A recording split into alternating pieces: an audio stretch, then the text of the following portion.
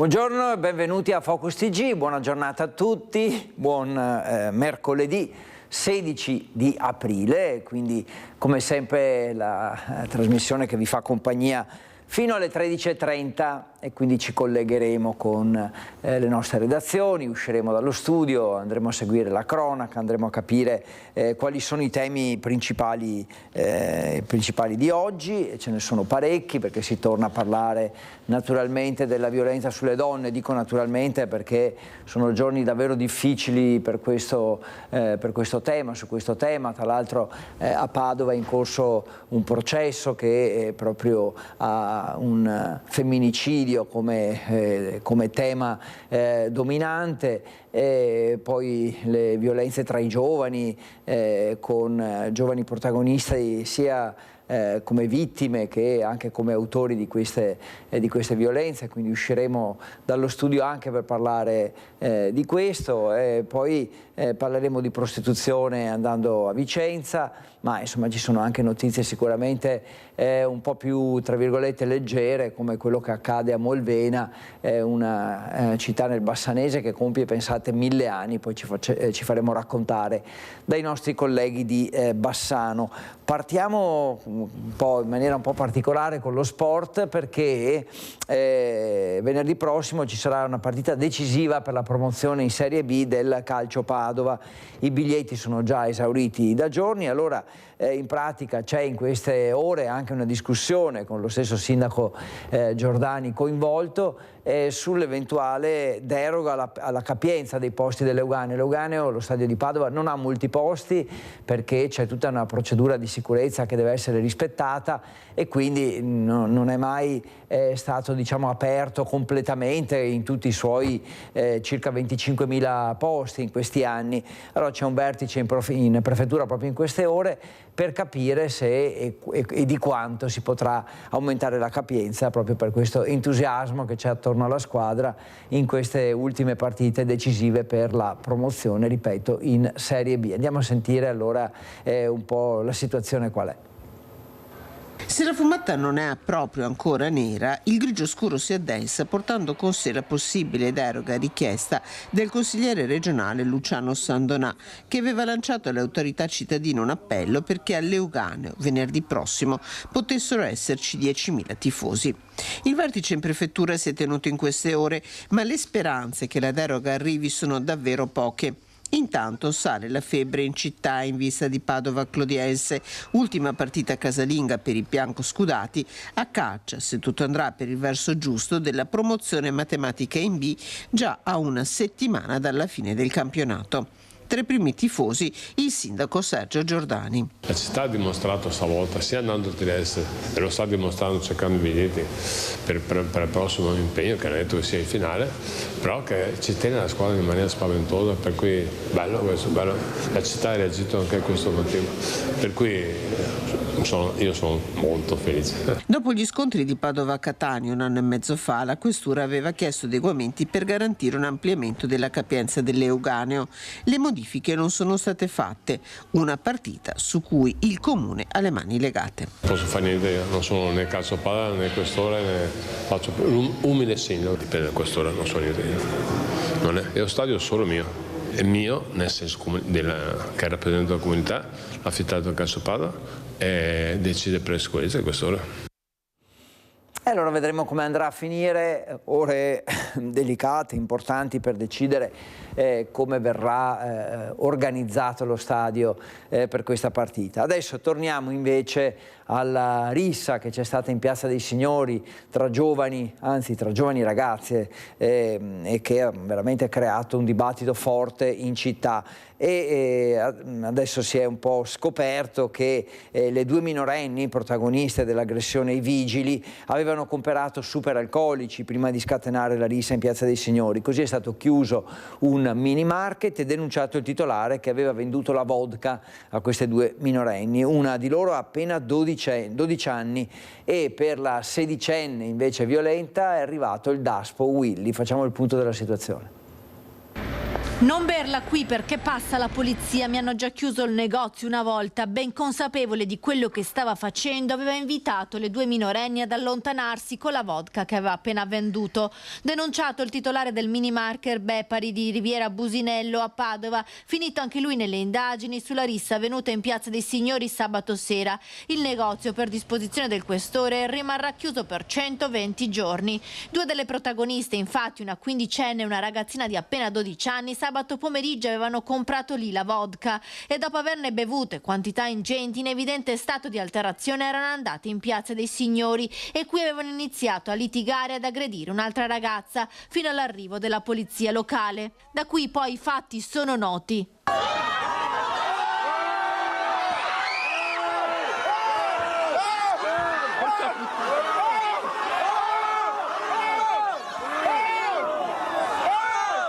L'aggressione ai vigili ripresa da decine di telefonini mentre cercavano di fermare le minorenni. Nella concitazione la dodicenne è stata colta da malore e portata in pronto soccorso dove è stata ricoverata per una forte intossicazione alcolica.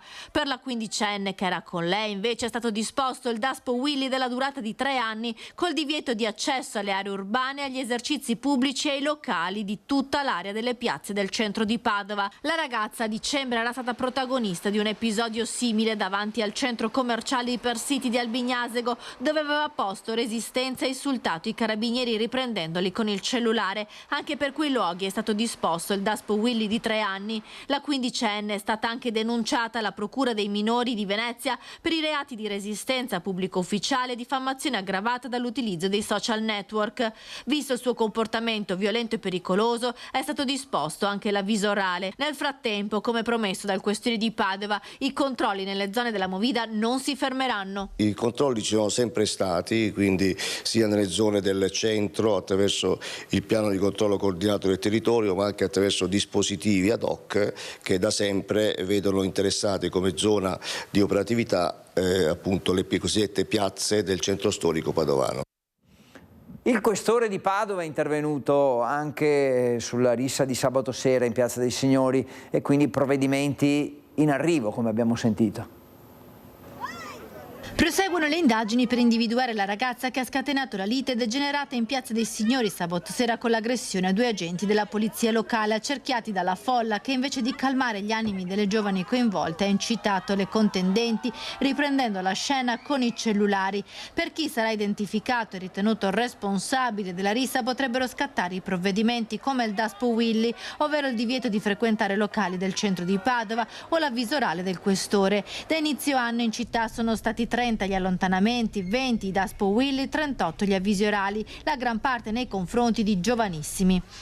Sulla vicenda di Piazza dei Signori interviene anche il questore Marco Dorisio che assicura che il centro e le zone della Movida sono sempre controllate. Sabato sera le volanti della questura sono arrivati in pochi minuti per aiutare la pattuglia della polizia locale. I controlli ci sono sempre stati, quindi sia nelle zone del centro attraverso il piano di controllo coordinato del territorio, ma anche attraverso dispositivi ad hoc che da sempre vedono interessate come zona di operatività appunto le cosiddette piazze del centro storico padovano. Anche il sindaco di Padova Sergio Giordani è intervenuto sulla brutale aggressione ai 2 vigili, dicendosi molto amareggiato per gli atteggiamenti dei minori quasi quotidianamente al centro della cronaca. Che tristezza, veramente che tristezza. Ho visto il filmato, ho visto, ma io non so, cioè, ma anche quello che mi stupisce è che uno della polizia si mette in mezzo alla polizia locale e continuano tranquillamente. Una volta a mia età è passato un po' di tempo, no? Se vedi un po' lì sotto, non mi dice, era un massimo rispetto ai carabinieri, non frega niente nessuno, famiglia e genitori sono importanti, anche le istituzioni, anche le scuole. Noi ci dedichiamo moltissimo tempo al colonnello a far sì di coinvolgere tutti quanti, non è facile, ma il primo è la famiglia. Poi torneremo a parlare di violenza tra i giovani per altri episodi di questi giorni. Adesso apriamo questa pagina invece dedicata alla violenza sulle donne con una vicenda che si sta svolgendo in queste ore, cioè il processo in tribunale a Padova. È la 6ª udienza per il femminicidio di Nicoletta Rotaru, che era stata trovata morta nella doccia. Valentina Visentin è con Federico Cibotto in tribunale a Padova a seguire questa udienza che mi pare di capire è caratterizzata dagli interventi dei consulenti, quindi insomma si va nello specifico, nel tecnico. Valentina è uscita un attimo per noi dall'aula e ci facciamo raccontare che cosa sta accadendo. Ciao Valentina, buongiorno.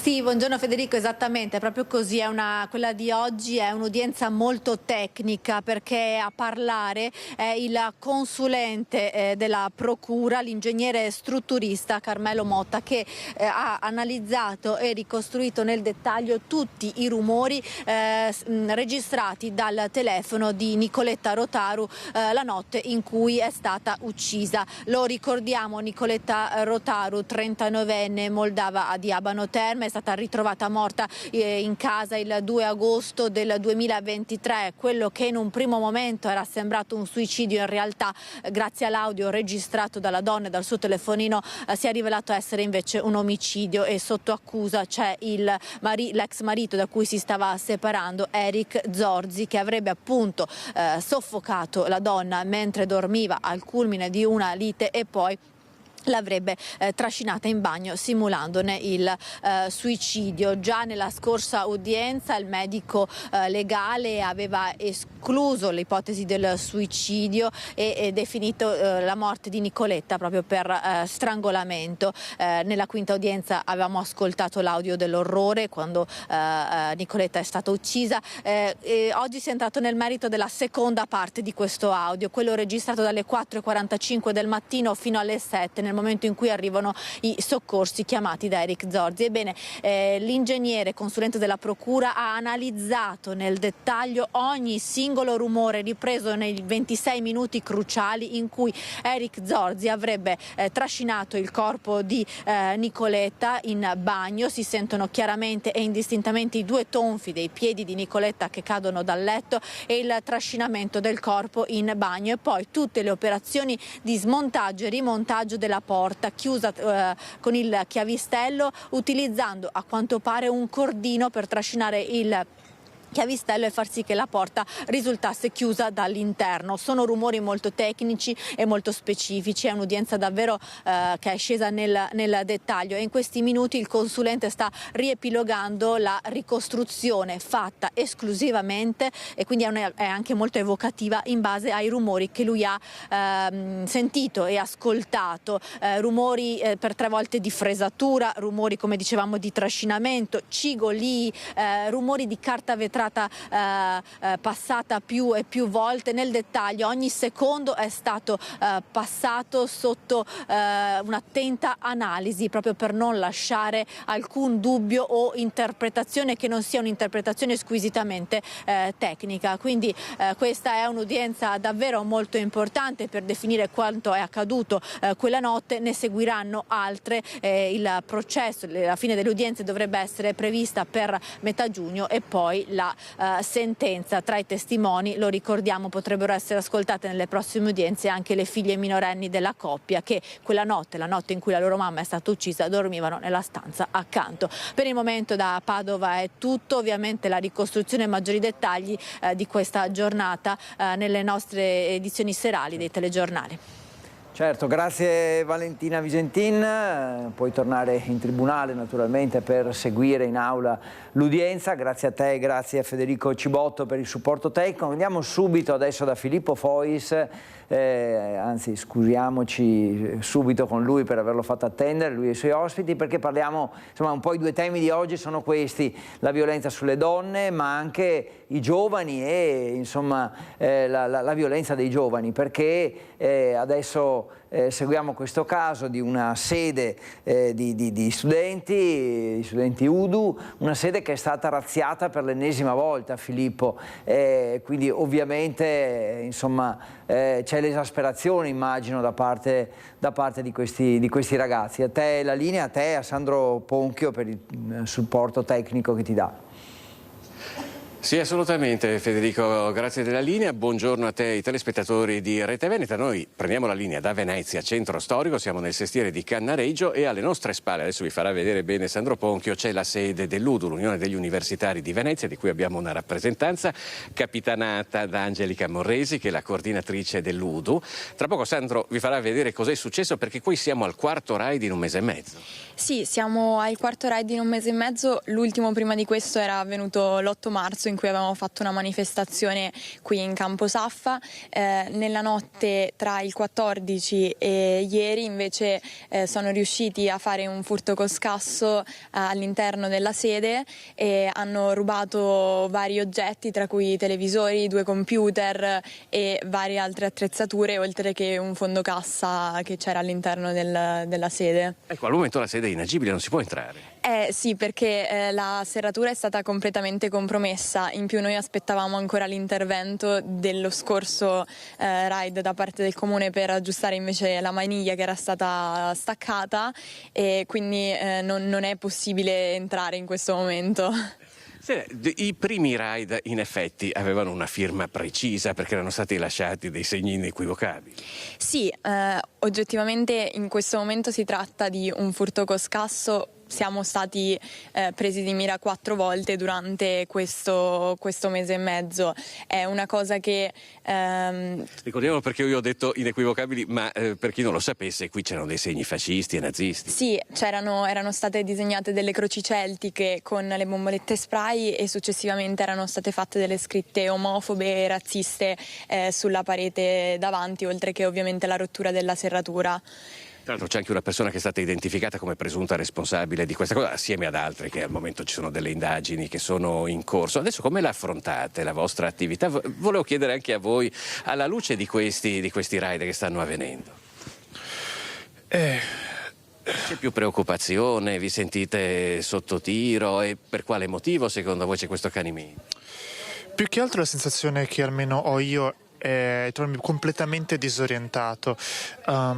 Immaginate, questo era un luogo che anche per molto tempo, anche prima che io arrivassi a Venezia, era comunque un luogo di ritrovo, un luogo considerato sicuro. Trovarlo improvvisamente non più sicuro è veramente destabilizzante. Tuttavia siamo molto rinfrancati dal fatto che sia tutti i nostri non solo i vicini ma anche appunto le associazioni si sono comunque fatti coraggio e hanno continuato. Poi per quanto riguarda il semplice trovare un luogo dove fare riunioni, in qualche modo ci si arrangia, è importante andare avanti secondo me.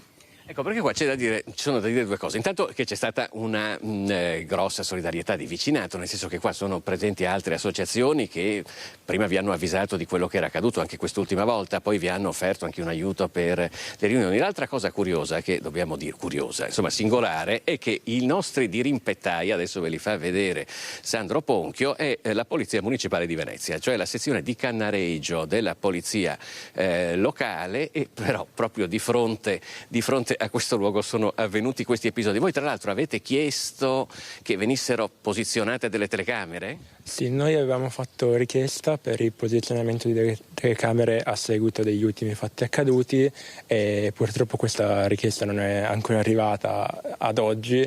Diciamo che è una cosa problematica nel momento in cui si è ripetuto un episodio spiacevole in una zona come Campo Saffa che non è rinomata per la sua sicurezza. Ecco. Che tempi stimate per riprendere l'utilizzo pieno della sede? Non c'è ancora stato detto di preciso, c'è stato detto che a giorni ci verrà segnalato insomma quali sono le tempistiche, soprattutto per aggiustare la porta che attualmente appunto non si può proprio aprire, per cui non abbiamo grandi certezze su questo purtroppo. Bene, direi che per ora da Venezia è tutto e per cui Federico noi ti restituiamo la linea. Grazie Filippo, buon lavoro a te Sandro Ponchio e grazie ai ragazzi che insomma li abbiamo visti abbastanza giù di morale purtroppo per quello che è accaduto e questo naturalmente ci dispiace molto. Abbiamo detto che i 2 temi della giornata sono le violenze sulle donne ma anche i giovani protagonisti anche come vittime spesso di episodi violenti, risse e quant'altro. Torniamo alle donne, abbiamo seguito con Valentina Visentin quello che sta accadendo in diretta in tribunale a Padova sull'omicidio di Nicoletta Rotaru, il processo che va avanti. Torniamo invece a quello che è accaduto sempre a Padova con la 37enne violentata e sequestrata da un uomo appena uscito dal carcere. A quanto pare è una vendetta organizzata dall'Albania, il movente alla base di questo drammatico gesto. Uno stupro su commissione per conto di una persona che vive in Albania e che voleva vendicarsi della connazionale che viveva a Padova. Sono i particolari inquietanti delineati dall'indagine della squadra mobile di Padova dopo l'arresto del 36enne kosovaro che sabato, appena uscito dal carcere, ha sequestrato e violentato per ore una donna albanese di 37 anni tenuta segregata in una casa disabitata del quartiere Palestro. Una vendetta, come spiegato dal questore di Padova Marco Dorisio, subito dopo la convalida dell'arresto dell'uomo. Il 36enne aveva appena finito di scontare una condanna di 10 mesi per furto, nel suo passato precedenti per immigrazione clandestina, resistenza e reati contro il patrimonio.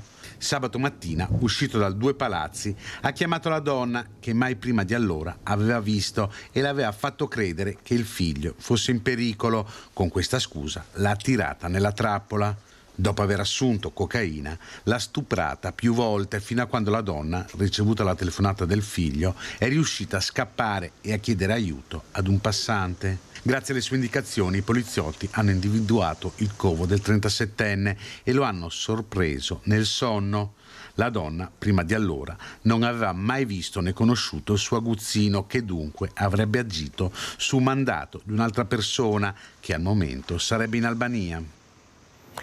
12:21, sempre insieme con Focus TG, stiamo parlando di cronaca, stiamo parlando di violenze sulle donne e adesso parliamo dell'episodio di Mestre di qualche giorno fa che ha fatto altrettanto scalpore dell'episodio di Padova. Nonostante i precedenti penali e i processi, infatti al legale di Mulas, il 45enne accusato di aver stuprato una bambina di 11 anni a Mestre, non risulta sia mai stata effettuata una perizia psichiatrica. Nel frattempo l'uomo è stato trasferito a Gorizia, struttura più idonea per i detenuti accusati di violenza sessuale. Non è mai stata effettuata una perizia psichiatrica? Che mi risulti, a me no. Può darsi che chiederemo una perizia psichiatrica a questo punto, perché se viene accertato nel processo che questi sono i fatti, penso che qualche disturbo della personalità ci sia, insomma. Nonostante i numerosi precedenti penali, la maggior parte per reati sessuali, all'avvocato del Foro di Cagliari, difensore di Mulas, non risulta sia mai stata effettuata una perizia psichiatrica sul 45enne, accusato di aver stuprato una bambina di 11 anni a Mestre, e aggiunge con tutta probabilità questa volta verrà richiesta.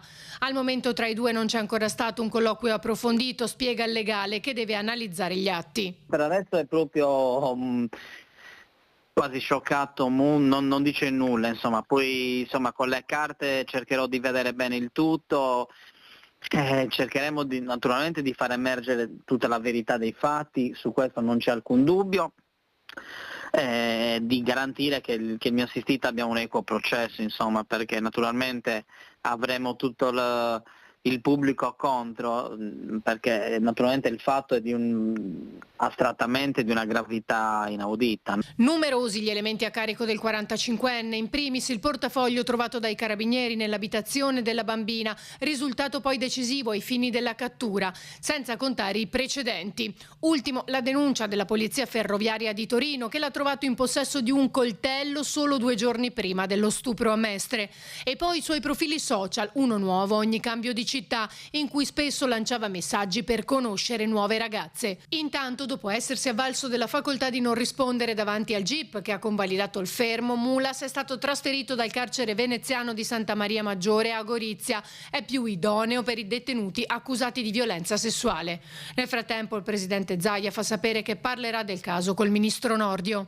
Questo è proprio un caso di storia per prendere in mano la legge e fare in modo che un personaggio del genere ci resti in carcere a vita e non stiamo qui a iniziare a sentire se è premeditazione o altre scusanti, perché non ci interessano. E su queste vicende è intervenuta anche una psicologa e psicoterapeuta, la dottoressa Simonelli. La violenza sessuale è un trauma che non si cancella, parliamo ovviamente dal punto di vista delle vittime, ma si può elaborare con un percorso d'aiuto. La psicologa fa anche una sorta di analisi della figura dello stupratore. Sentiamo. Questa esperienza non si cambia, questa esperienza non si annulla. Cosa può essere fatto? Può essere rielaborata e può essere integrata all'interno, come dire, di un pensiero più globale che questa ragazzina nel corso del tempo potrà fare per integrare appunto tutte le parti positive e negative della sua storia di vita. E in particolare questa è una parte molto negativa, direi una parte traumatica, una parte tragica. Superare il trauma della violenza sessuale per una donna è già difficile. Se poi la vittima è una bambina di 11 anni, il percorso da fare sarà doppiamente complesso per lei e per chi le è vicino. Ma la rete che si è creata intorno alla giovane vittima di Mestre si sta dimostrando forte, evidenzia l'esperta. Una rete familiare buona, una rete amicale, la rete scolastica, in modo tale che quando possibile, prima possibile, riprenda i suoi percorsi di crescita, di vita, di sviluppo, speriamo, come dire, in una maniera non troppo faticosa, perché riprendere le attitudini di vita, gli interessi, anche le proprie autonomie è importante, soprattutto in quella fascia d'età.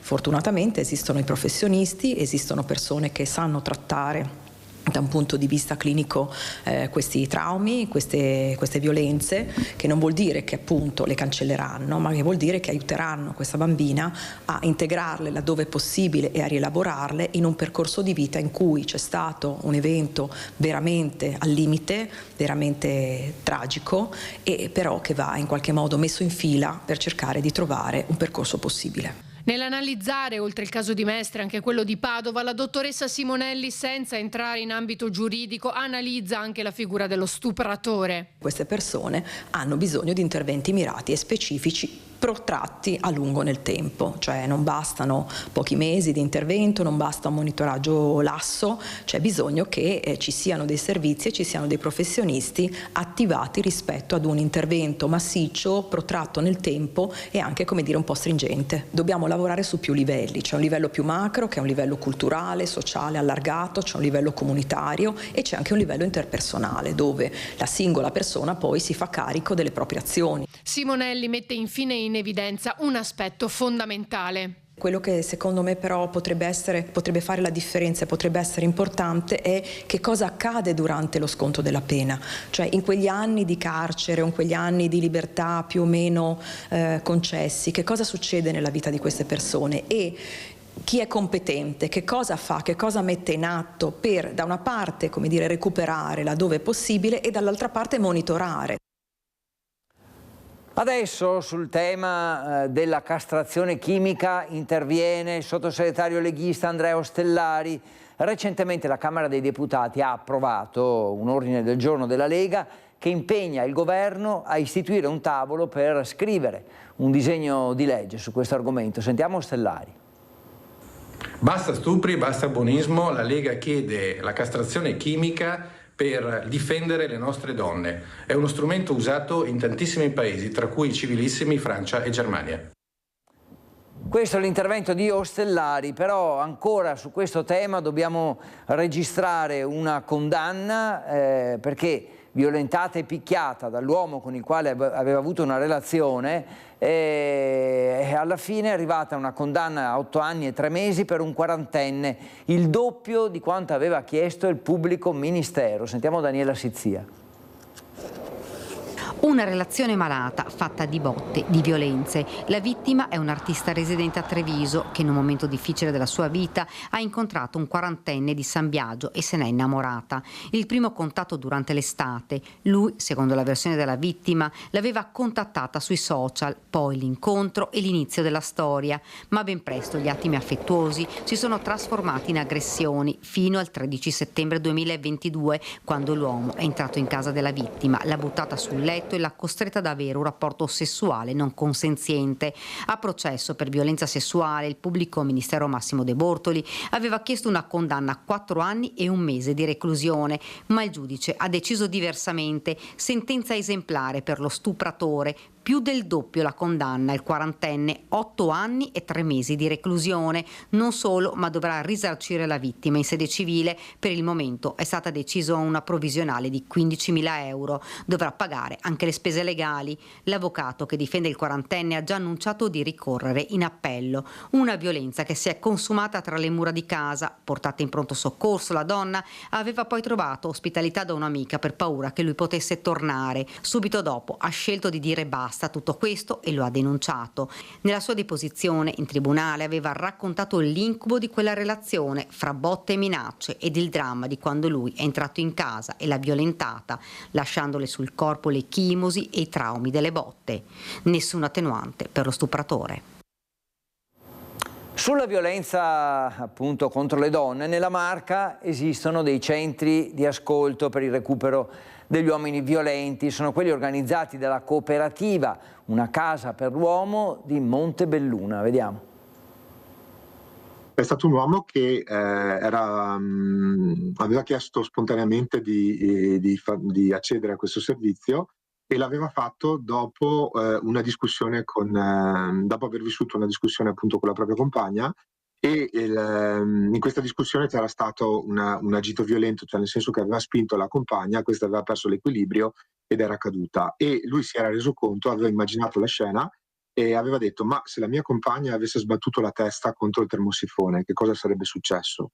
Io non voglio più fare del male, non voglio più farmi del male. È iniziato da questa consapevolezza il percorso di un uomo autore di violenza, il primo che il dottor Ballan ha incontrato nella sua attività di counselor e operatore di cambiamento maschile, servizio realizzato dalla cooperativa sociale Una Casa per l'Uomo.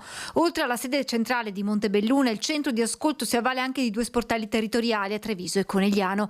Attualmente sono 36 gli uomini seguiti, divisi in 3 gruppi, una cinquantina quelli che nel 2024 hanno affrontato il percorso di recupero della durata di un anno. Si tratta di persone che si sono rese responsabili di atti di violenza nei confronti di una donna. Se inizialmente il servizio era nato in un'ottica di prevenzione con accessi spontanei ai centri, oggi si interviene in fase di recupero su richiesta dell'avvocato difensore o del giudice dopo una sentenza. Gli operatori, un uomo e una donna, lavorano sulla sfera emotiva e sulla gestione delle emozioni. L'obiettivo è appunto quello di aiutare le persone ad assumersi la responsabilità del proprio agito. La violenza non ammette giustificazioni. Non possiamo giustificare il nostro agito violento semplicemente dando la colpa o la responsabilità a qualcun altro che non siano appunto i nostri stessi pensieri o le nostre stesse emozioni. Il cambiamento è possibile, sottolinea il dottor Ballan, fa parte della natura umana, ma per esserci è necessario che vi sia la volontà dell'uomo di uscire dalla spirale violenta. È iscritto proprio nel nostro DNA quello del cambiare. Una persona può cambiare quando viene aiutata a riflettere sulla situazione in cui si trova. Il cambiamento è possibile per chi ha voglia effettivamente di farlo. 12:32, usciamo subito dallo studio, ringraziamo per l'attesa Lina Paronetto, che tra l'altro è anche, mi pare di capire, sotto la pioggia, con lei il vice sindaco di Nervesa, Leonardo Gottardo, per parlare di una festa abusiva per 220 giovani in un ex ristorante. È stato anche denunciato l'organizzatore. Lina, dici dove sei e raccontaci quello che è accaduto. Buongiorno Federico, buongiorno ai telespettatori di Rete Veneta. Sì, ringrazio che sta prendendo la pioggia insieme a noi il vice sindaco Leonardo Gottardo. Siamo davanti a quello che era, quando era utilizzato naturalmente, ma come ben dicevi tu è stato utilizzato abusivamente anche per una festa di carnevale, l'ex ristorante D'Ametto. Siamo sulla strada panoramica che tutti i frequentatori del Montello qui a Nervesa conoscono naturalmente, una strada di passaggio sì, ma in realtà questo locale è piuttosto nascosto. Vediamo che in dentro, infatti noi non vediamo lo stabile da qui, c'è una proprietà privata chiusa, lo vedete, con una sbarra, e qui appunto l'organizzatore di questo evento, che è un giovane a sua volta, no, vice sindaco, ha creato questo evento a cui hanno partecipato 220 persone, tra cui molti ragazzi, molti minorenni, senza di fatto avere licenza, senza predisporre nulla di quello che renderebbe naturalmente legale o quantomeno minimo sicuro questo evento. Sì, purtroppo era un'attività completamente all'oscuro di tutto e di tutti, priva di qualsiasi autorizzazione, di qualsiasi richiesta di pubblico spettacolo, se non erro mancava anche la licenza SIAE, ma soprattutto mancava la parte più importante di un'attività di questo genere, l'attività di prevenzione incendi, autorizzazione da parte della Commissione Vigili del Fuoco, che è la parte che dà più fastidio, perché organizzare queste feste e non pensare minimamente alla sicurezza dei tuoi amici, dei tuoi avventori che vengono lì a far festa è la cosa che preoccupa molto di più. Vuol dire che questo ragazzo è un giovane ragazzo, sì, però sulla sicurezza non si può oltrepassare il limite. Bisogna garantire chi viene a casa tua, tra virgolette, festeggiare, far festa sì, però con la testa e in sicurezza soprattutto.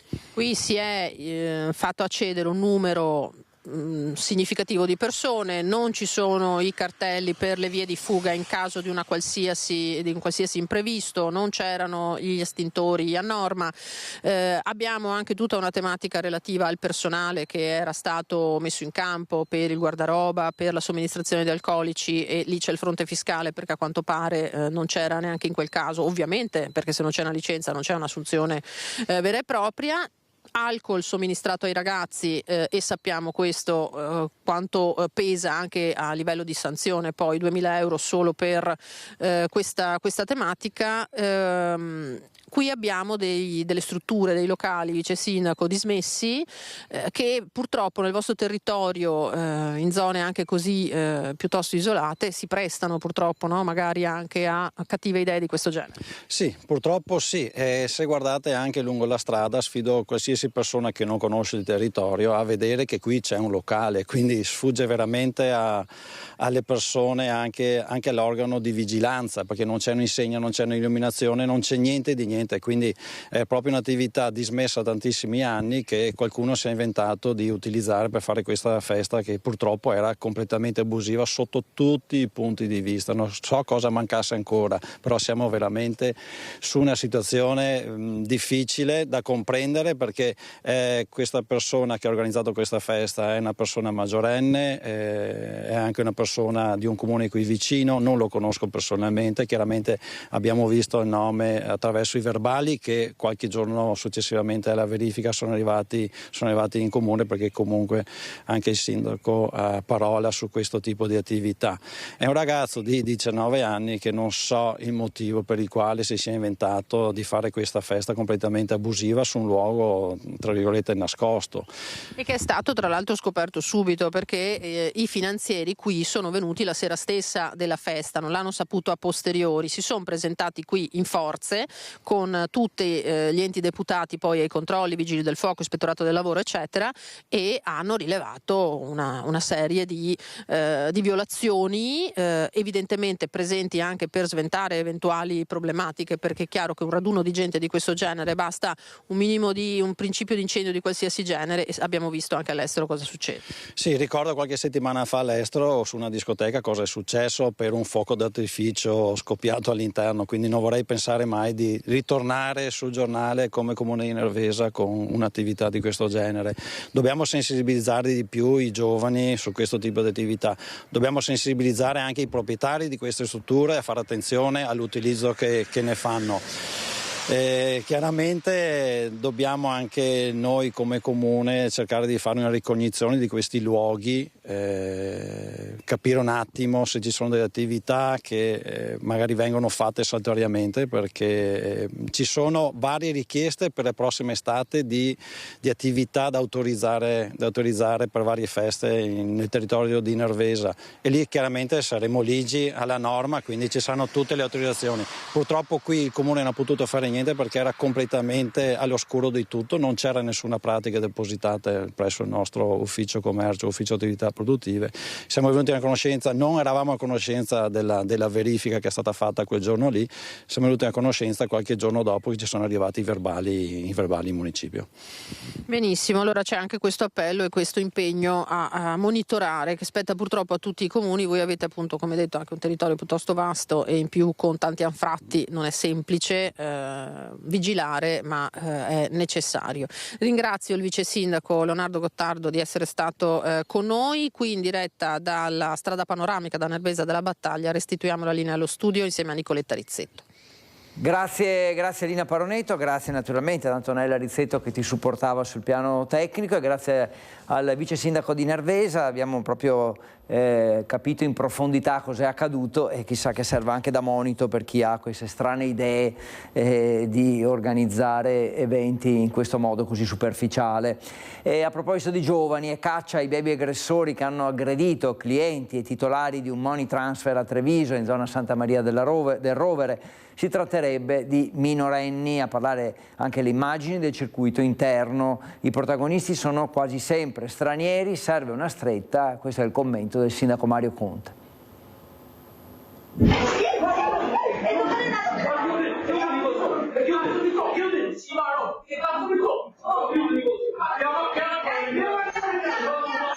Raccontano la violenza e il panico vissuti da titolari e clienti i frame della videosorveglianza interna di questo locale a Santa Maria del Rovere a Treviso. Siamo in via 55esimo Reggimento Fanteria nel money transfer gestito da Sam e Nahar, marito e moglie bengalesi. Mentre l'uomo si trova in questura, la donna parla ai nostri microfoni ritornando al pomeriggio di mercoledì scorso, quando due ragazzini, probabilmente minorenni originari dell'Est Europa, scatenano l'inferno.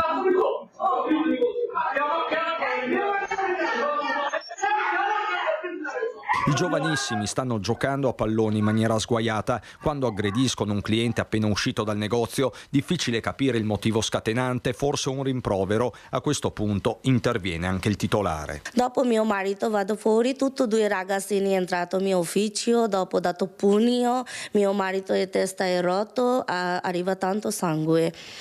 Minimo 30 minuti lui dato pugno, mio marito anche uno cliente, tutti e due. Insomma, l'aggressione inizia all'esterno con i ragazzini che inseguono le vittime anche dentro il negozio. La concitazione è tanta, così scatta l'allarme con i Maranza che si danno la fuga. Arrivano sanitari e forze dell'ordine. Assam viene medicato sul posto. La polizia sta indagando senza sosta, ma si tratterebbe di volti noti, almeno così afferma la stessa Nahar. Anche di acciai alimentari, ha detto quel proprietario, come succo di frutta, anche patatine, prendono questa, dopo vado fuori, non danno quelle soldi. Tante volte chiamano polizia ha detto quella ragazzina sotto di 18 anni, cosa fare io? Ferma la condanna del sindaco, che arriva alla fine di una settimana densa di episodi al limite. Per Conte c'è un denominatore comune che riguarda i cosiddetti Maranza. I protagonisti sono tendenzialmente stranieri, così non si può andare avanti. Chiedo alle forze dell'ordine, al questore, al prefetto, al comandante dei carabinieri che ci sia una stretta da un punto di vista dei controlli, perché situazioni come queste nei quartieri in centro storico noi non le vogliamo tollerare e non vogliamo abituarci. Secondo messaggio ai rappresentanti del tavolo integrazione creato con le comunità straniere. Dovranno impegnarsi maggiormente perché queste situazioni allontanano l'integrazione e soprattutto inaspriscono i rapporti nelle nostre comunità.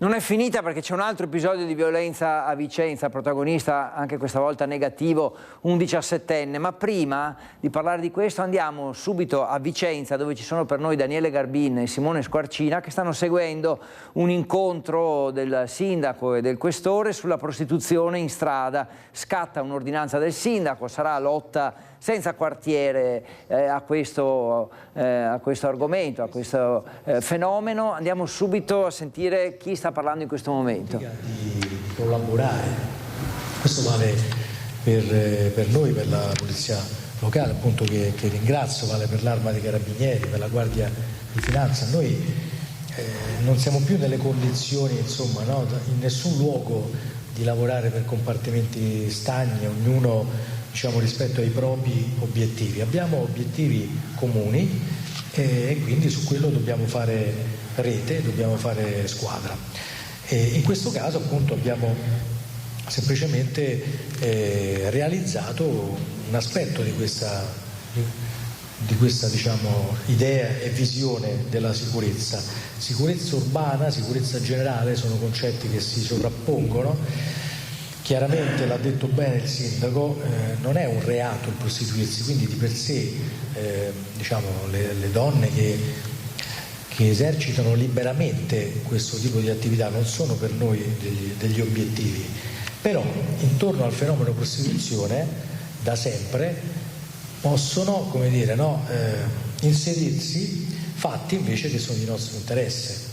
Intanto le persone dedite a frequentare prostitute, è vero che ci può essere di tutto, dal buon padre di famiglia, tra virgolette, ad altro, ma ci possono anche essere soggetti che una volta controllati su strada a noi fa comodo tenere sotto controllo ed è giusto farlo, perché lo diceva anche bene il sindaco, un fenomeno che ormai che ha completamente mutato la sua fisionomia, quando ancora resiste quella parte su strada, diciamo non è proprio da tutti, no? Decidere di andare con la propria macchina in un quartiere, oggi come oggi, appartarsi con una prostituta in mezzo alla strada. Quindi magari sono soggetti che decidono di farlo, che per noi, come dire, fare dei servizi per verificare e controllare è una cosa che riteniamo utile per quanto riguarda la più ampia finalità di controllo della sicurezza pubblica. Poi è chiaro che intorno al fenomeno della prostituzione non può mai escludersi quello che invece ancora è un delitto, quello del favoreggiamento della prostituzione stessa, del suo sfruttamento. Quindi noi non è che possiamo dare per scontato che ci troviamo dinanzi, diciamo, una donna. Quella che stiamo seguendo è una conferenza stampa a Vicenza sul fenomeno della prostituzione in strada. È pronta un'ordinanza del comune, in questo momento il questore stava spiegando almeno una parte, insomma, dei possibili provvedimenti che verranno presi. Tra poco ci ricollegheremo, per noi lì ci sono Daniele Garbin e Simone Squarcina, quindi torneremo a seguire in diretta questa conferenza stampa. Intanto ancora giovani, dicevamo, protagonisti in negativo, perché sempre a Vicenza è accaduto questo fatto, un accoltellamento in piazza Matteotti, un episodio avvenuto a metà dicembre che oggi, grazie alla polizia locale, viene risolto. È stato denunciato un 17enne. L'accoltellatore di piazza Matteotti a Vicenza oggi ha un nome e un volto, ha 17 anni, italiano di seconda generazione. Fine, di più non si può dire perché è un minorenne. Tutto succede la notte di sabato 14 dicembre 2024 vicino a un locale frequentato da tanti ragazzi. Verso mezzanotte il giovane malintenzionato si avvicina a un gruppo e chiede di fare un tiro con la sigaretta elettronica, ma poi non la restituisce e si allontana, seguito dal proprietario della sigaretta. La ricostruzione della polizia locale è molto precisa. Il ragazzo a cui era stata sottratta prova a seguirlo per rientrarne in possesso, ma viene praticamente allontanato. Quindi lui desiste, intimorito forse che possa succedere qualcosa, e torna dai suoi amici.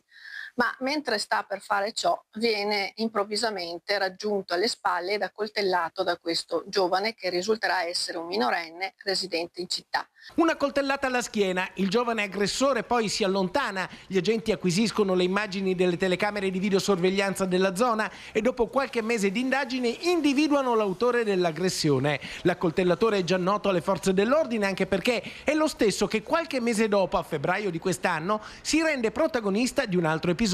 A febbraio il ragazzo sta facendo una bravata con una bicicletta su cui si trovava, viene richiamato da alcuni passanti per quello che stava facendo, ma lui reagisce a questa osservazione dei passanti e scaglia praticamente il cavalletto della bicicletta contro la vetrina di un'attività dove erano entrate queste persone.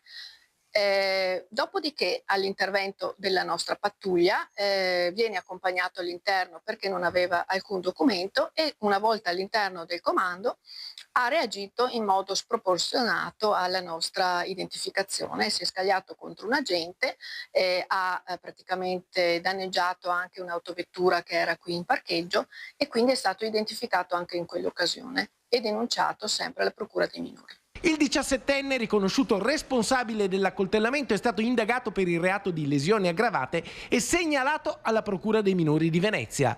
C'è una grande attenzione a quello che succede tra i ragazzi più giovani, tra i minori in città. Abbiamo visto quello che è capitato in tante altre città italiane, penso ad esempio al fatto gravissimo a Treviso che ha portato addirittura all'accoltellamento, alla morte di un ragazzo, e quindi dobbiamo stare attentissimi a quello che capita alle più giovani generazioni per evitare appunto che la situazione possa essere più grave e scappare di mano.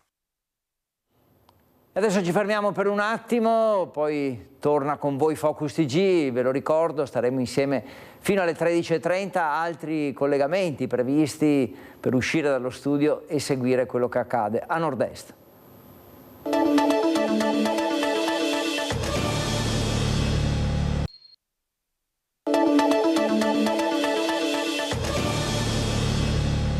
Bentornati, 12:53, ancora con voi, Focus TG, andiamo a Padova per parlare delle nuove cucine popolari, nuove perché a 2 anni dalla presentazione del progetto, da alcune settimane sono partiti i lavori nell'ex canonica del Tempio della Pace, non lontano dall'attuale sede delle cucine popolari, dove entro marzo del 2026 sarà pronto il primo lotto del cantiere che è stato realizzato anche con fondi del PNRR. Luogo giubilare e simbolo dell'attenzione agli ultimi della Chiesa di Padova. Le cucine economiche popolari si rinnovano con la realizzazione della nuova sede che occuperà gli spazi della ex canonica e dell'ex patronato del Tempio della Pace. Il cantiere è aperto ed entro marzo 2026 la canonica sarà ristrutturata e diventerà stazione di posta, una struttura multifunzionale dove troveranno spazio l'accoglienza e il poliambulatorio destinato a persone senza dimora in condizioni di vulnerabilità. Un lavoro fortemente voluto dalla Chiesa di Padova e dal Comune che lo ha sostenuto con 910.000 euro di fondi del PNRR. Questa iniziativa esprime in realtà quello che vorremmo essere la nostra parte più bella, che è quella di mettere in pratica il Vangelo che ci ha insegnato ad essere attenti alle persone povere, e questo per noi non è derogabile. Questo è il primo lotto, poi invece successivamente nei prossimi mesi continueremo con la progettazione e ci sarà la ristrutturazione, la riqualificazione invece del patronato, dove avremo invece lì la mensa, le docce e tutti gli altri servizi. Nell'attesa dei lavori del patronato, la nuova e la vecchia struttura vivranno un periodo di convivenza, un progetto che la Chiesa di Padova mette a servizio di tutta la città. Qui siamo in un posto straordinario della città di Padova, uno dei luoghi più complessi, ma anche uno dei luoghi più vissuti, perché qui passano migliaia di lavoratori, migliaia di studenti, per cui intanto è un segno di riqualificazione urbana importante. Questo è un luogo dove molte persone passano e hanno bisogno anche di spazi di silenzio, proprio all'interno della confusione del movimento, poter fermarsi, sostare, e poi abbiamo la riqualificazione anche in prospettiva del sacrario militare, innanzitutto come cura della memoria storica dei caduti, giovani che hanno donato la vita per donarci la libertà, ma poter diventare anche un luogo culturale. Carità, preghiera, cultura e memoria storica, questo luogo diventerà il simbolo di Padova accogliente, con la struttura aperta alla relazione e al dialogo con la città e gli ospiti parte integrante di questo progetto. Torniamo a Vicenza da Daniele Garbine e da Simone Squarcina. Il sindaco, il questore, il comandante della polizia locale stanno parlando di un'ordinanza contro la prostituzione in strada. Sentiamo. Fare una valutazione definitiva. Se posso, c'è una cosa che credo possiamo dire, guardo il questore e il comandante senza problemi, cioè che una delle ragioni, cioè mentre quando ci si vedono tante persone dedite all'attività di prostituzione lungo la regionale di Montecchio, di Altavilla, lì è dato esclusivamente dal passaggio, cioè quello è un punto di grande passaggio, eccetera. Una delle ragioni per cui in Viale San Lazzaro da tanti anni sono radicate è che molte di queste abitano e vivono a San Lazzaro e hanno spesso anche regolari contratti di affitto o sono addirittura proprietarie di appartamenti, quindi c'è anche questo aspetto, se volete, logistico che rende molto complicato da sempre sradicarlo da lì, perché c'è anche un insediamento abitativo, ecco. È così.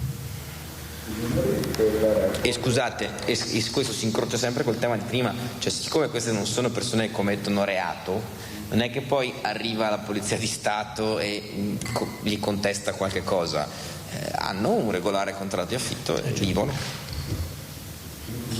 Quindi ancora in corso questo incontro per parlare di prostituzione di strada, poi magari ci faremo riassumere da Daniele Garbin quello che è poi il risultato, cioè l'ordinanza che è stata approvata ed emessa. Adesso andiamo a parlare di maltempo, perché la pioggia ha causato disagi nelle ore scorse, soprattutto in Veneto orientale, strade chiuse a Meduna e Gruaro, e si allaga il sottopasso della stazione a Treviso ed è nuovamente polemica.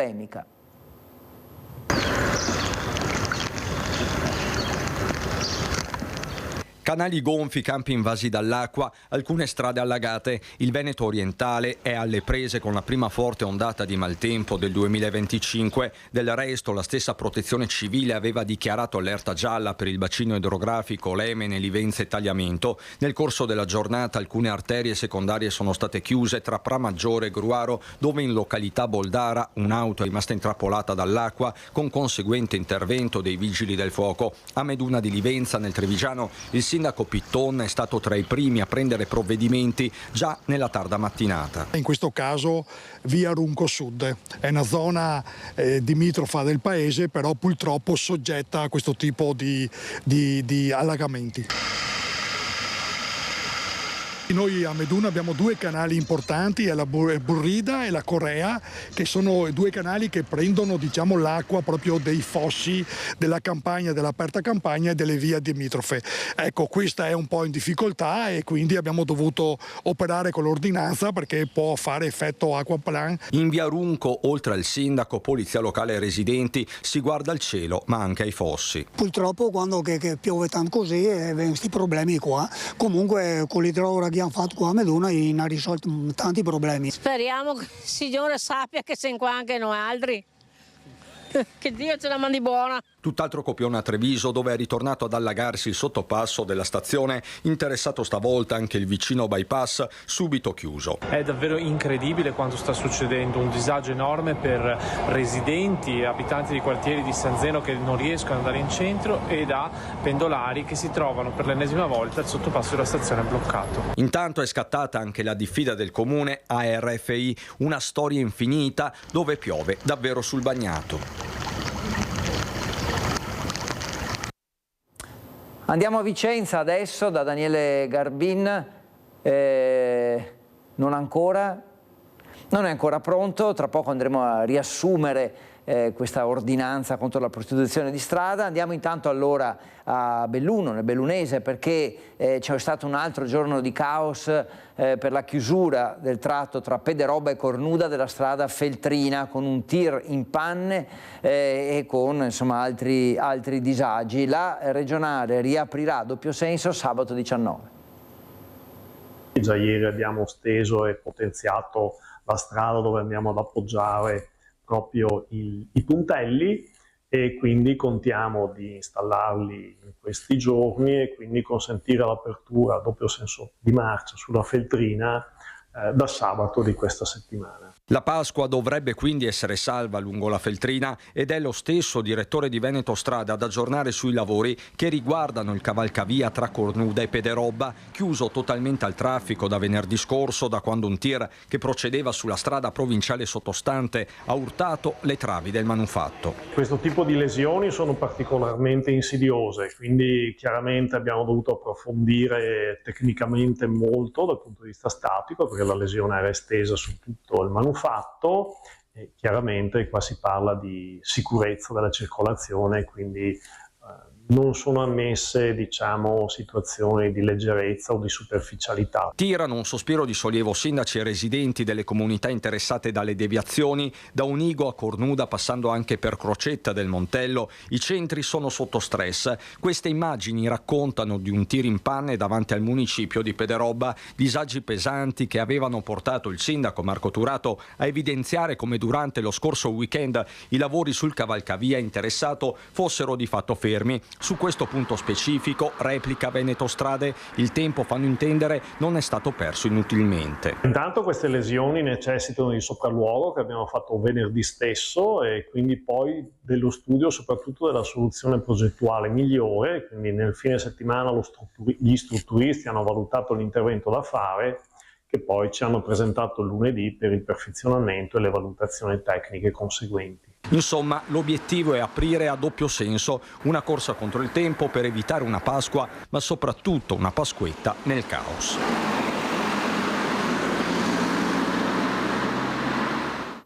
La cronaca ora con un incendio nell'Alta Padovana, ad avvisare delle fiamme i cani dei proprietari. Sono stati 2 fedeli pastori tedeschi ad allertare i proprietari del capanno, usato come ricovero attrezzi, andato a fuoco nella notte di lunedì in via Valliera a Cittadella nell'Alta Padovana.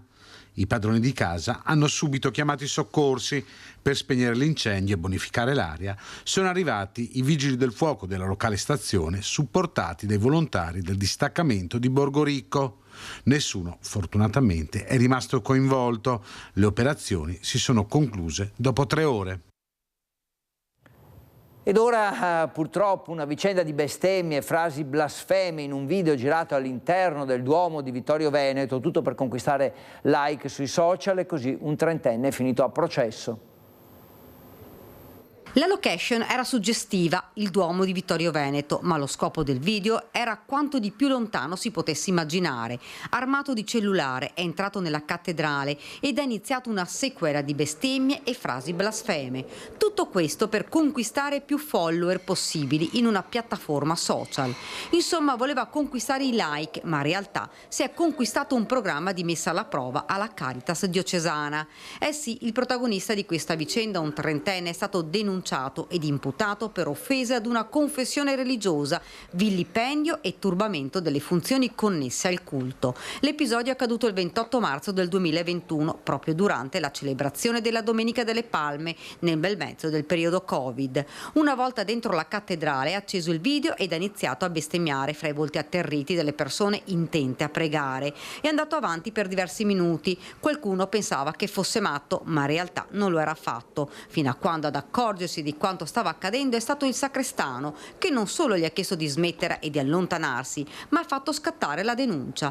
Tutto ripreso nel video. Nelle immagini poi visionate anche dagli inquirenti, il 30enne non ha escluso nessuno, offese anche verso i fedeli e verso il vescovo di Vittorio Veneto. Se pensava di suscitare ilarità fra i follower, in realtà non ha riso affatto il giudice. L'avvocato difensore Giovanni Maccarone ha chiesto ed ottenuto la messa alla prova, e proprio alla Caritas. Ora, finito il periodo, il procedimento penale è stato dichiarato estinto. Il prossimo video sarà meglio lo giri da un'altra parte, lontano dalle chiese. Torniamo sull'argomento del Tribunale della Pedemontana, perché si attende la decisione del governo che deve ridisegnare le circoscrizioni giudiziarie, quindi comunque il tema è sempre attuale e ci sono sviluppi. Adesso, tra l'altro, parlando di politica, anche Forza Italia prende posizione. Lo schieramento ufficiale anche della Regione, oltre che dei sindaci, a favore del Tribunale della Pedemontana potrebbe segnare una svolta anche politica per la riapertura degli uffici di via Marinali. Dopo 13 anni potrebbe essere la volta buona. Io spero di sì, da bassanese spero che veramente sia la volta buona. So benissimo che Forza Italia in un altro contesto a livello nazionale, a livello provinciale, non vede proprio di buon occhio il Tribunale di Bassano. Invece io e il mio gruppo siamo assolutamente favorevoli al Tribunale di Bassano. Questo perché? Perché poi Forza Italia è un partito estremamente liberale, quindi ognuno può esprimere la propria opinione e io e il mio gruppo l'abbiamo ben chiaramente detto. Una volta che il governo avrà formalizzato la decisione approvando il disegno di legge proposto dal ministro Carlo Nordio, servirà ancora tempo per rendere effettiva la riapertura del Tribunale, avendo certezza della copertura dei posti con nuove assunzioni tramite concorso. Il problema appunto sono i tempi. Teniamo conto che il Tribunale della Pedemontana, perché così si chiama il Tribunale, dovrebbe abbracciare 500.000 di persone con una realtà economica di aziende estremamente importante e quindi secondo me è veramente una cosa assolutamente da fare. Adesso vi ricordiamo che insomma, nei nostri servizi spesso abbiamo documentato l'avvicinarsi di ogni genere di animale selvatico nei centri abitati. In provincia di Belluno nel 2023 154 episodi che hanno portato oltre 150.000 euro di risarcimenti da parte della Regione. Nel 2024 95 casi e 76.000 euro di indennizzo. Facciamo un po' il punto della situazione. Buone notizie dalla Giunta regionale per gli allevatori di ovini e bovini. Grazie a una delibera dell'assessore regionale alla caccia Cristiano Corazzari è stato approvato l'aggiornamento dei valori tabellari per l'indennizzo dei danni causati da grandi carnivori selvatici agli allevamenti e più in generale alle produzioni agricole e zootecniche. In particolare sono stati rivisti al rialzo i valori di bovini da latte e da carne e degli ovi caprini. Per la prima volta inoltre è stato introdotto un indennizzo anche per i cani da guardiania. Gli allevatori delle aree di montagna, ha detto a tal riguardo l'assessore all'agricoltura Federico Caner, sono i custodi della vivibilità delle terre alte, definendoli eroi che ogni giorno sfidano il clima, la complessità territoriale, gli svantaggi che ostacolano la produzione e l'allevamento e in tanti casi lo limitano. Per cui è bene che la Regione preveda i giusti indennizi, adeguandoli ai valori di mercato. La presenza e i danni causati da orsi e soprattutto lupi in questi anni è decisamente incrementata e con essa i numeri delle predazioni e le conseguenti domande di indennizzo. In Veneto nel 2023 sono pervenute 382 domande con 454.000 euro di indennizzi erogati, mentre nel 2024 le domande sono state 459, da cui sono scaturiti risarcimenti per 55.600 euro. Eccoci ancora in studio, vi ricordo che sono le 13:09, finiamo alle 13:30 questo appuntamento. Parliamo ancora di animali e poi ci fermiamo per un attimo perché parliamo di aggressioni da parte di animali. Sono 687 i casi segnalati nel Padovano nel 2024. In 8 casi su 10 gli animali coinvolti erano cani, ci sono anche gatti che sono aggressivi. Se l'84% delle aggressioni è causata da cani, nel 16% delle restanti 687 avvenute nel 2024 nel territorio dell'Ulssai Euganea, ad aggredire l'uomo sono stati altri animali, soprattutto gatti. Un fenomeno attentamente controllato dall'autorità sanitaria questo, che nel 10% dei casi vede come protagonista un animale di famiglia appartenente allo stesso nucleo. Rispetto ai cani, le razze più coinvolte sono i pitbull, a cui spetta il primato, seguiti dagli American Staffordshire Terrier. Per affrontare il fenomeno, il Ministero della Salute e la Regione Veneto hanno definito un protocollo operativo che in caso di aggressione compie verifiche, segnalando i risultati al sindaco del comune a cui competono eventuali emissioni di ordinanze di rischio sanitario. Adesso ci fermiamo per un attimo, una breve pausa, poi torna Focus TG per l'ultima parte, fino alle 13:30.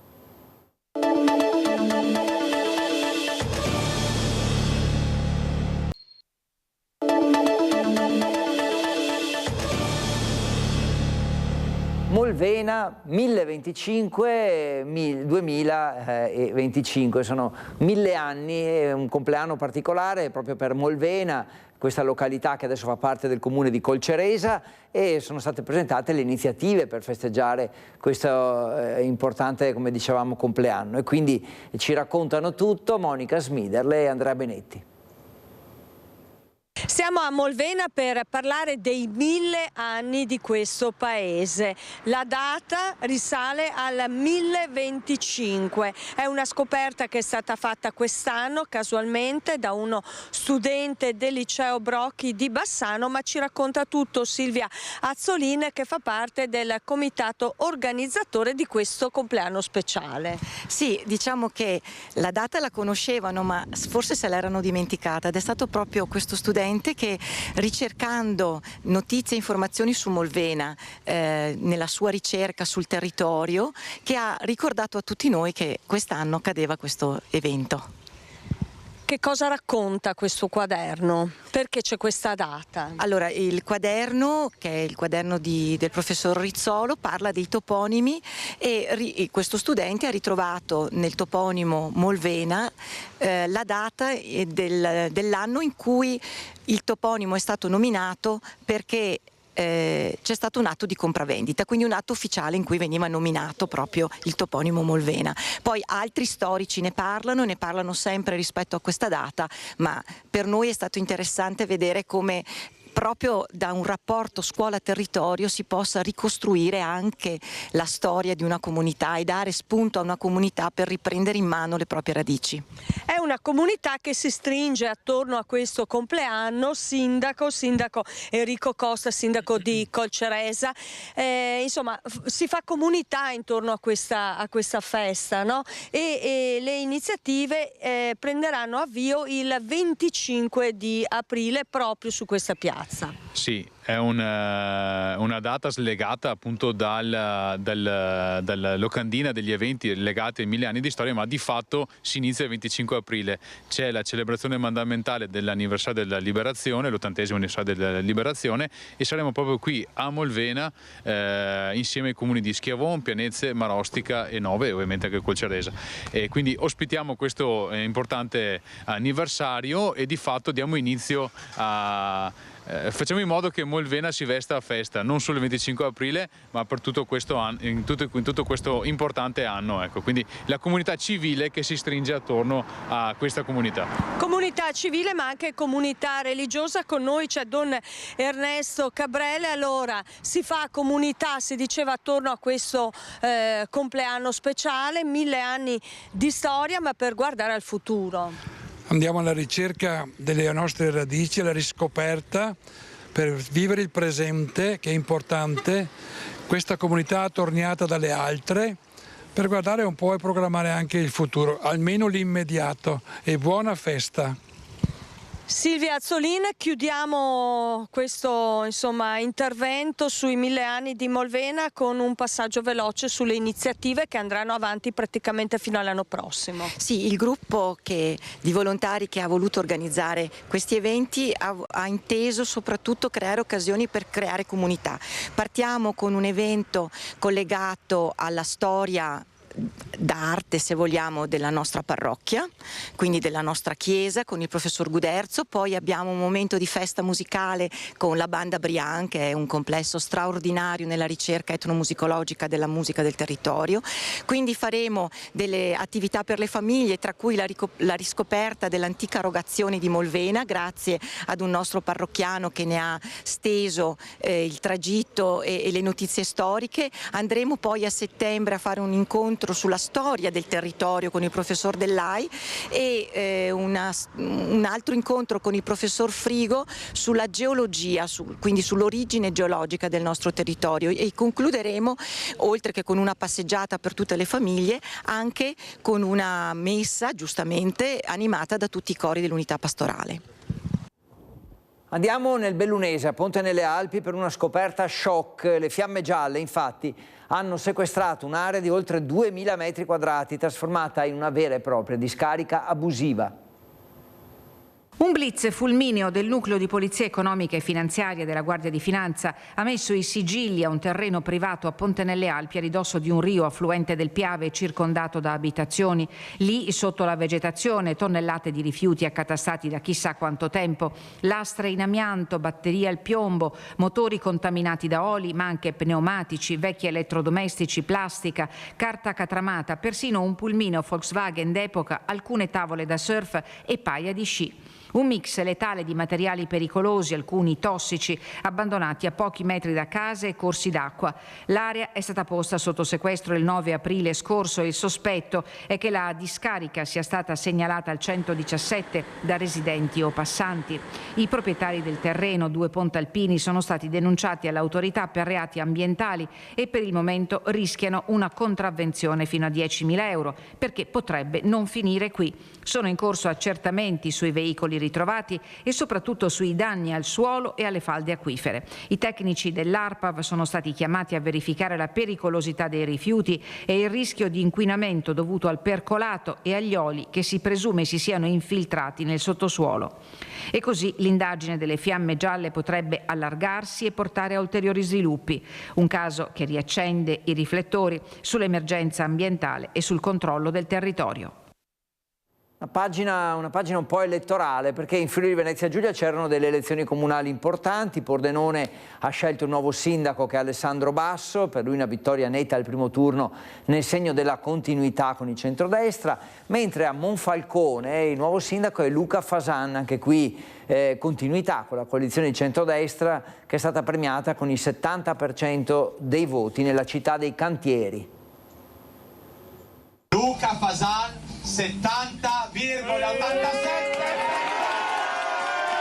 Luca Fasan è il nuovo sindaco di Monfalcone. Il candidato sostenuto dal centrodestra ha vinto le elezioni al primo turno con 8.272 voti, pari al 70,87%, oltre 5.000 voti in più del candidato di centrosinistra Diego Moretti, fermo al 26,19%. Buconate, con la sua lista Italia Plurale, non ha raggiunto il 3%.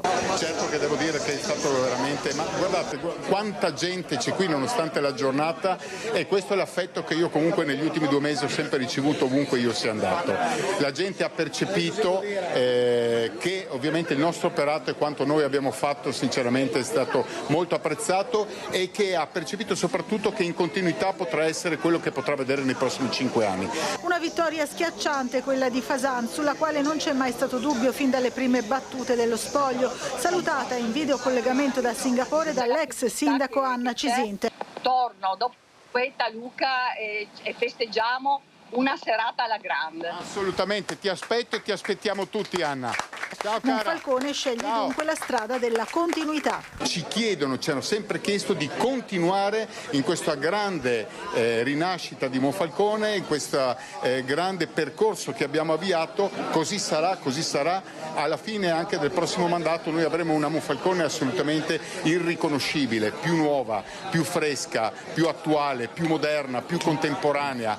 Il tantissimo che è già stato fatto in questi 2 mandati con Anna, che ha creato veramente un solco straordinario, noi l'abbiamo seguita in questo grande risultato, quindi continueremo così, continueremo a fare molti investimenti sulla città, e la città diventerà anche un'opportunità per i nostri giovani, per rimanere qui, per trovare qui il loro futuro e il loro lavoro. 13:21, prima di finire questa puntata di Focus TG facciamo in tempo a ricollegarci con Vicenza per riassumere un po' questa ordinanza antiprostituzione in strada. Daniele Garbin con il sindaco Giacomo Possamai. A te Daniele, e con Simone Squarcina che vi assiste sul piano tecnico. Sì, buongiorno Federico, buongiorno ai telespettatori. Confermo, come avete potuto vedere poco fa, appunto c'era questa conferenza stampa qui all'interno di Sala Stucchi del municipio a Palazzo Trissino, come il sindaco. È un fenomeno, la prostituzione, diciamo, importante, ma non così tragico rispetto perlomeno ad altre città venete. È importante dare un segnale per contenere, perché alcune zone, soprattutto col Viale San Lazzaro ed altri centri verso Verona, sono sempre contraddistinti per questa presenza che ha creato una serie di problemi. Ecco, con questa novità innanzitutto conferma questa tendenza, e soprattutto cosa vi proponete di fare? I miracoli no, diceva in conferenza stampa. No, ha detto bene lei prima, c'è un punto ai quartieri, quindi è prima legato al degrado, al fatto che i cittadini devono avere la possibilità in un quartiere in cui dal punto di vista appunto del degrado ci sia una situazione accettabile, e da tantissimi anni a Viale San Lazzaro, Viale Verona c'è attività di prostituzione.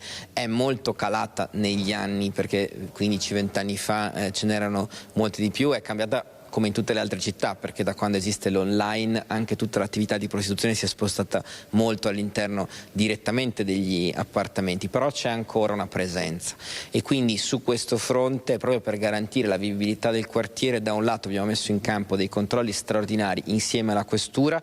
Attenzione che la prostituzione non è un reato, cioè chi fa l'attività di prostituzione non commette un reato penale, ma ci sono sanzioni amministrative all'interno del regolamento comunale, e abbiamo aggiunto un'ulteriore ordinanza che aiuta la polizia locale e la polizia di Stato a fare questa attività di controllo, e cioè il divieto di appartarsi all'interno delle vetture, delle automobili, dei mezzi con persone che abbiano precedenti, tra virgolette, cioè che abbiano già avuto contestazioni per attività di prostituzione. Questo perché dal quartiere ci sono arrivate segnalazioni che a volte volte l'attività di produzione è direttamente all'interno delle vetture e quindi in questa modalità abbiamo la possibilità di disincentivare ancora di più questa attività all'interno dei quartieri. Ecco, diciamo che la cornice, l'ha ricordato prima, è all'interno di un progetto regionale che coinvolge 4 comuni, di cui sono state controllate per cercare di combattere anche con un avvio a un percorso positivo. Assolutamente. Ecco, diciamo che era una 70 di persone e una decina riguarderebbero Vicenza. Questo è un tema molto importante, nel senso che a fianco all'attività, diciamo così, di repressione o comunque di attività di multe ai clienti, oltre che alle prostitute, c'è l'attività sociale, c'è questo progetto regionale molto importante che si chiama Navigare, che coinvolge più comuni oltre a Vicenza, perché l'attività di prostituzione si svolge anche in altre parti della provincia, che ha consentito di contattare direttamente, di incontrare a degli operatori e delle operatrici sociali queste persone, in alcuni casi anche di convincerle, di costruire un altro percorso lavorativo, di affiancarle, di darle un'assistenza anche legale. Quindi l'attività sociale in questo senso è fondamentale, perché poi il punto vero è come avviare queste persone ad un altro tipo di attività lavorativa. Intanto la ringraziamo, noi continueremo a seguire anche l'evoluzione e vedere i risultati. Tutti vogliamo guardare bene i risultati, perché se questa ordinanza dovesse funzionare, l'idea è poi di integrare il Parlamento di cui parlavo prima, forme della città. Perfetto. Auguriamo un buon lavoro. Grazie a voi, buona giornata. Ecco, da Vicenza per il momento è tutto, restituiamo la linea allo studio. Grazie a Daniele Garbin e a Simone Squarcina, grazie al sindaco di Vicenza. Andiamo sulle nostre tavole adesso, perché l'asparago bianco di Bassano DOP è di ottima qualità e quindi abbiamo anche questa conferma. La pioggia di questi giorni ha rallentato la raccolta, ma il re della primavera, l'asparago bianco di Bassano DOP, rimane in vetta alle classifiche di gusto e preferenze. La stagione gastronomica è molto positiva. È partita molto bene, tra l'altro il prodotto devo dire che quest'anno è veramente buonissimo fin dai primi giorni e la città come sempre quindi ha risposto molto bene.